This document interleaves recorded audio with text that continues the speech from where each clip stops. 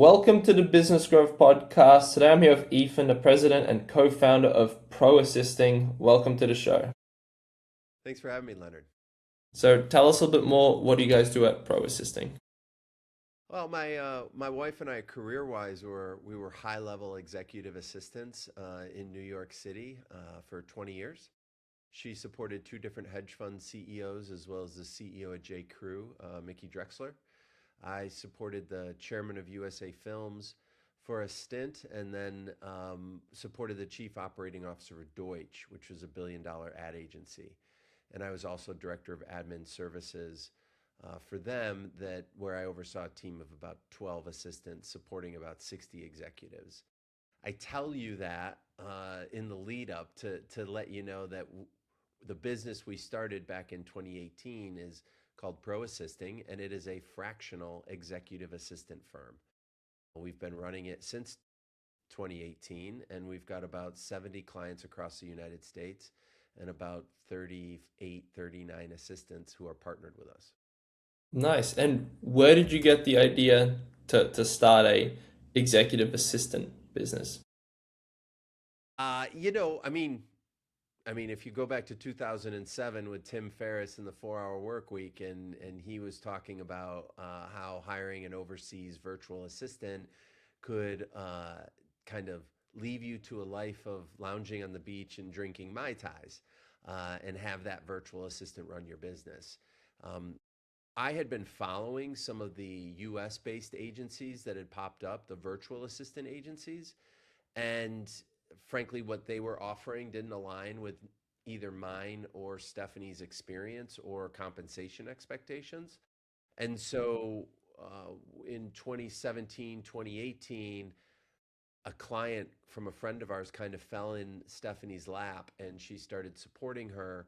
And that's when we kind of really looked at the space and realized there was an opening for what we did at which is executive assistant support. So at a higher level Yeah. than what you would get from a virtual assistant. Gotcha. And was there like a pivotal moment that you were like, okay, I've had enough working for someone else. Now I want to work for myself. Yeah, I got let go Okay. after 2 years of supporting the CEO of Rochester Regional Health, which was a $2 billion healthcare network with 16,000 employees.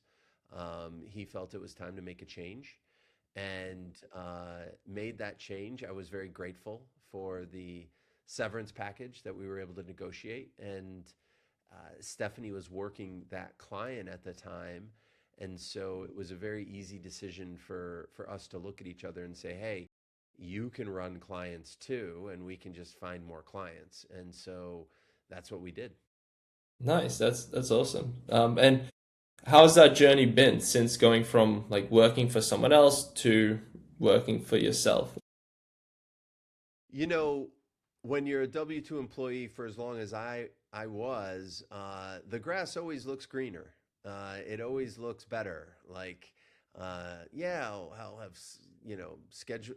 I'll have schedule freedom, and I'll be able to call my own shots and such. But when you're working for clients, you still have a boss. It's just not in the technical term. They're now a client, and that almost increases the pressure to It's perform. like multiple Um, bosses. Multiple, yeah. Yeah. I ran three clients myself for about 5.5, 6 years, and I passed off my last client about a year and a half ago.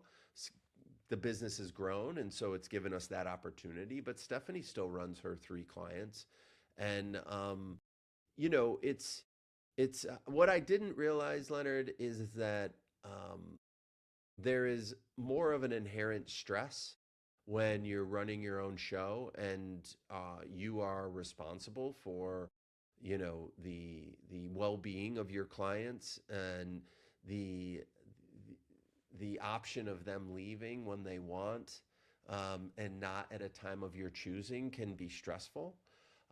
That being said, as time goes on, you get used to it, and it is an amazing lifestyle. And I think the fractional space in general is an amazing option for career executives and career professionals in their 40s, 50s, and 60s to kind of write their own third act to their career. Now, Hmm. that doesn't come without that stress and the need to still produce income, but Hmm. um, it is a nice option right now, and I've been very excited to see this kind of blossom over the last 2 to 3 years. Hmm. Yeah, 100%. Yeah, definitely a lot of extra stress. And especially in those early years, I find it's like you're going to be working more hours in your job, you're going to have more stress, and you're going to get paid less. But then once you get it to that critical mass, then you start getting, like you said, more of the freedom and everything. Like for me, I just came back after living in South America for 5 months, and it's just, yeah, really cool just being able to just pick up your laptop and just be, all right, cool, I'm going to this place today, and not having to go to like a holiday portal and ask for leave and then just like hope, okay, does my boss let me go on holiday? So it's pretty cool once you get to that stage. And then so now with the business, what would you say is like one thing that's working really well for you guys, and then what's one thing that is not working as well? You know, yeah, I've said it a few times where, you know, our best salespeople right now is Claude and ChatGPT, and so that has been a huge lift in terms of having conversations with prospective clients who've already gone through the sales process by asking Claude and ChatGPT at who the best fractional executive assistant firm is in the United States, and um, so that's been a real, um, I would say, that would provide wind in our sails from a sales perspective, and no pun intended, really, but and so that's the benefit, and I think, you know, the other benefit is that when you're running an expert two-sided marketplace and you start getting to a critical mass of clients, um, the it's a much slower way to grow and it takes longer, but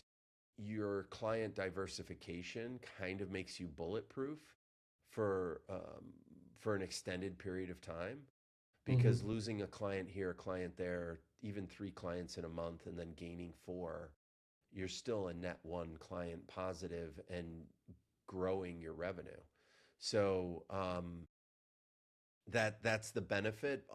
Now, with an expert two-sided marketplace business, you can get, spreadsheet rich by just running numbers and being like, oh, this is going to be easy, I'm going to kill it. And it's actually a really hard business to run.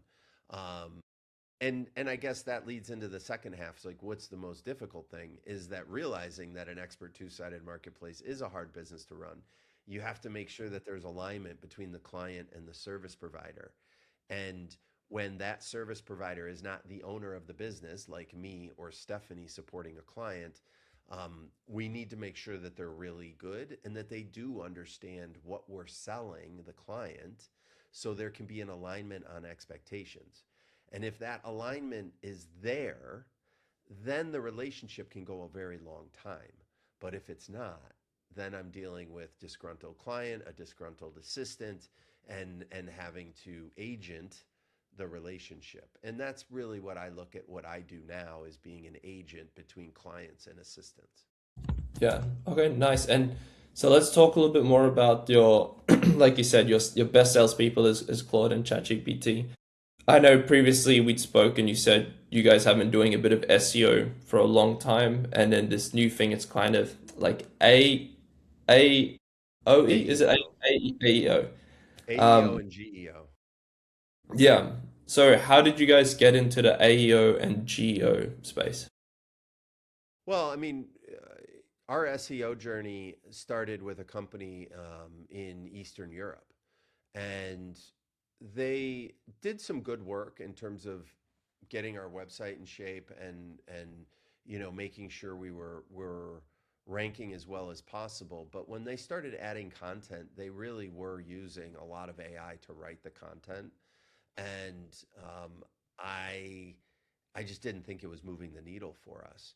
And so we decided to bring that business, that work that we were doing over from overseas back into the United States and partner with a company that was actually using human writers to write the SEO. And this was back all last year. Yeah. And we really started to see a difference in our domain authority as well as the rankings of the articles that were being written because they were actually written by humans. I was also editing and um, kind of giving feedback on each of those articles as well. So um, we've been doing this for so long that I've been able to take myself out of that process. But back then in 2025, I was seeing that we were getting people coming to us from ChatGPT and Claude. And Mm. so that was a key indicator. And I was talking to our SEO provider, and he's saying, yeah, we're seeing that too. And then towards the end of 25, they said, look, we've been working this and piloting this with a couple of other clients, but we really want to take some of the work we're doing for you and kind of assign it along the lines of being AEO, which is answer engine optimization, and GEO, which is generative engine optimization. So a lot of it is how you format the stories and the stuff that you're writing and putting it in a format that's very easily digestible that a uh, an LLM can grab a small portion of that and insert that into their responses to a particular query, and then you get that little, um, you know, that little citation of where they got it from. And so it was a natural progression of us growing along our SEO company, and that's continuing now with leveraging AI from their side in terms of being able to create a quote unquote brain for pro assisting us as a client by taking everything that we've done online over the last 8 years. This podcast will go into that as Mhm. information that it can then pull and work into either rewriting articles that we already have out there or writing new ones. So it's a continual push and a continual process of getting better at it. And frankly, we are a higher end agency, so the pay per click and the, ads on Facebook and Instagram, we've tried and tried and tried, but they just don't move the needle as well for us as our SEO and our AEO and GEO efforts have. Mhm. Okay, so a couple of different things there. So I guess firstly, so let's say someone is looking to get into the AEO and GEO space and start ranking a little bit more for those things. What would you say is like the key things that they need to be doing to be able to have that success? Well, that's not my expertise. That's why I hired a great company to do it. But from my understanding, it's writing great content that is easily digestible in that frequently asked questions format, in a numbered post format, in a way that kind of um, that those LLMs kind of digest very easily. At least that's my layman's explanation for it. But frankly, I'm leaving that to the professionals. Gotcha. Okay. And then, so you said you guys have tried a couple of like pay-per-click things and it didn't quite work out. Why do you feel it didn't work out? Our space of remote or fractional or virtual assistant support has become commoditized. Everybody thinks every service is the same. And we are certainly not. And we are playing at the higher end in terms of the cost that we charge for our support. And there are a lot of reasons for that, which I'm happy to go into. But given that we're in a commoditized space, one one ad about this virtual assistant company versus this fractional executive assistant company versus this remote assistant company, it all starts to blend together. And so we rely heavily on doing great work for our clients. So we get a lot of referrals. Um, and and then playing the long game on that SEO, AEO, GEO front, and it is a long game that you have to play. But if it starts paying dividends as a company, having a very low marketing spend to continue to grow is an amazing thing, and it's something that's really valuable to the business as a whole as we go on in our journey. And you hope that recognition and those that domain ranking authority and all of those other things are, you know, become valuable to a potential acquirer. Hmm. Okay, gotcha. And then, so you touched on it a little bit. So, what would you say is like your unique differentiation from your competitors, and why you charge like the higher pricing? Well, frankly, when we looked at the space, it was a lot of, and we're just talking US based. I mean, you can go overseas and get someone full time for $2,500 a month, US dollars, whereas I, anybody working in the United States can't compete on that price level. But if we're just talking about the United States, it's a lot of companies in our space, and many of them charge in that 60, 70, $75 an hour range, and they pay their assistant 22, $24 an hour. And we saw that over and over and over again. And both Stephanie and I are career executive assistants where we were both making well into the six figures.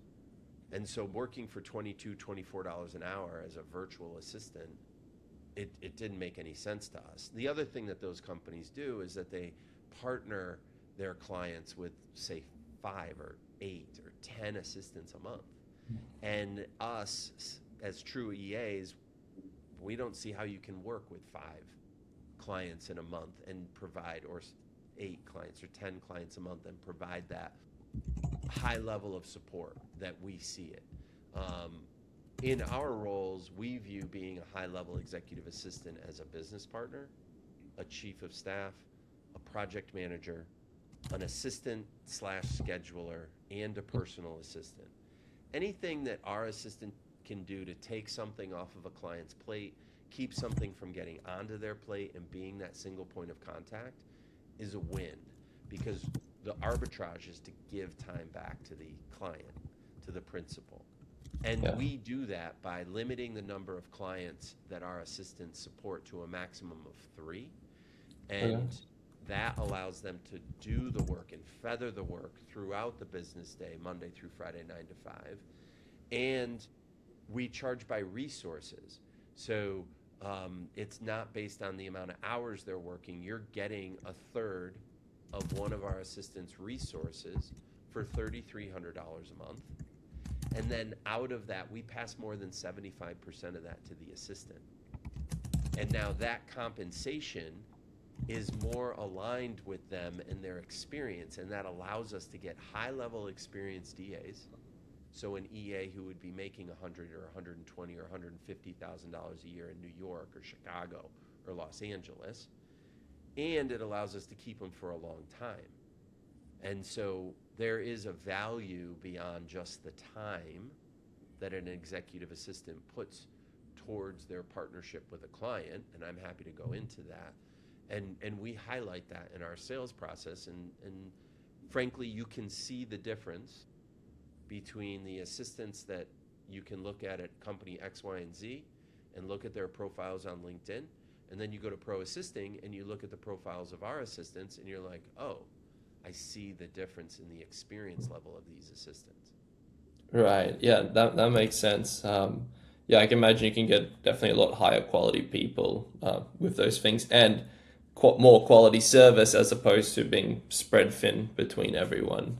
So that, yeah, definitely makes sense. And how about what's like some of the goals for the business for the rest of the year?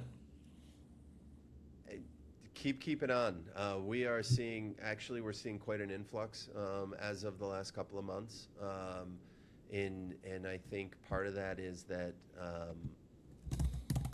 that not that the not that artificial intelligence has gone away or anything. I still think it's and believe it's an amazing technology that's going to transform the way we work and live.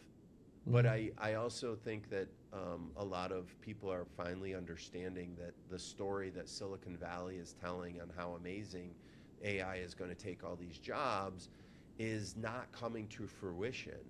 And so I Mhm. think we're still in that, we're not even out of the first inning. And I think that's where fractional comes in and what you're doing, because fractional is an amazing bridge between that W2 Mhm. world and that artificial intelligence ification world. And Mhm. fractional can be that bridge where smart businesses are still decreasing their operational expenditures on talent, whether it's from a C suite talent or an executive assistant or a bookkeeper or an IT professional. And they're doing that by tapping into the fractional ecosystem Mhm. while they're moving towards this world where AI is going to take our jobs. I Mhm. think there will be jobs taken by AI, no doubt, but I also think that um, emotional intelligence and how it influences your soft skills and how judgment and context specifically that changes all the time, um, Mhm. those things are becoming more valuable.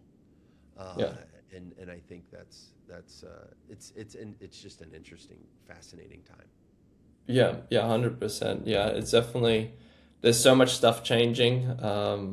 But like you said, I find yeah, AI as well. It's still like you need a human to review the stuff that it puts out, and it still makes quite a bit of mistakes. And then it'd be like, wait, why did you miss this thing? Oh, wait, you're right. I should have had that Right. thing in there. And it's just like, wait, why didn't you just do that from the start? And you kind of Exactly.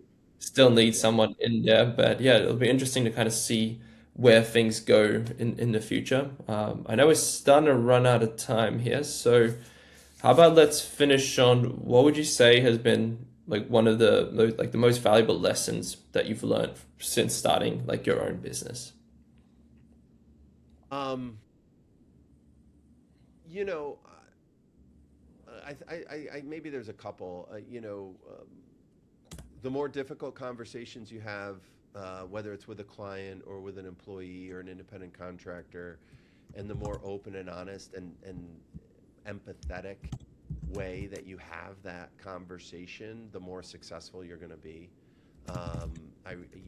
I think a lot of times people shy away from difficult conversations when really those are the times when you get to a breakthrough, and either you'll know that this is not the right path or you'll be able to start a new relationship or foundation with that person that Mhm. you're dealing with. um, that's been very important to learn.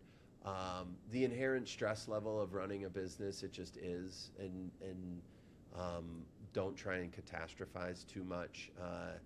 And the other thing is patience. It takes a lot longer than you think to, at least in our case, and if you're running more of a lifestyle business, more of a, not venture capital, you're kind of really running that bootstrapped business. Having the patience. And it's funny, like you asked, like, what are you doing for the rest of the year and how are you pushing through, or what? It's just keeping on. And you know if you start with the right business model, hopefully you'll have margin expansion. So the larger you get, the larger your margin gets, and then it's a matter of making sure that people continually pay you for what you're doing and that there's value there. And if those things are in place, then it's all about just doing it for a long time, Yeah. and and keeping yourself alive. Because I mean, I've seen other virtual assistant and remote assistant companies come and go over the last 8 years since we've started. And I think a lot of that is about not balancing their balance sheet, not making money, like spending money Mhm. where it's not needed, and making sure you're on top of your cash flow and having that free cash flow. So um, yeah, patience is a big part of it. But those are some things that I throw out. Yeah, life. I love that. That's great. Yeah, I'm on LinkedIn, Ethan Bull, Bull, on LinkedIn, and also ProAssisting, ProAssisting.com. Both of those are great spots. I also do a lot of my content on LinkedIn is geared towards executive assistants, and I also have a YouTube channel called the Fractional EA, which even business owners might find some of that interesting. But yeah, those are some places. Okay, awesome. I'll include those links in the show notes below.